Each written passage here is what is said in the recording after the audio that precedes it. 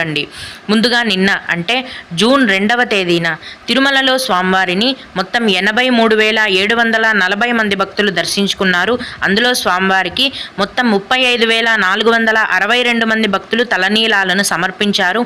నిన్నటి రోజున తిరుమలలోని శ్రీవారి హుండీ యొక్క ఆదాయం అనేది 3,71,00,000 రూపాయలు. ప్రస్తుతం సర్వదర్శనం టికెట్లు తీసుకొని దర్శనానికి వెళ్లే భక్తులకు దర్శనానికి 5 గంటల సమయం అనేది పడుతోంది. అలాగే 300 రూపాయల దర్శనం వారికి మరియు 500 రూపాయల దర్శనం టికెట్లు కలిగి ఉన్న భక్తులకు దర్శనానికి 3 నుంచి 4 గంటల సమయం అనేది పడుతోంది. అలాగే ఈరోజు కూడా చిన్నపిల్లల సుపదం ఇన్ఫాంట్ దర్శనం అనేది ఉందండి. ప్రస్తుతం ఇన్ఫాంట్ దర్శనానికి 1 గంట సమయం అనేది పడుతోంది.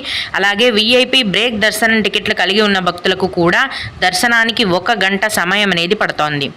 ఈరోజు తిరుమలలో భక్తుల యొక్క రద్దీ అనేది సాధారణంగానే కొనసాగుతోందండి. అంటే అటు ఎక్కువ లేదు, మరీ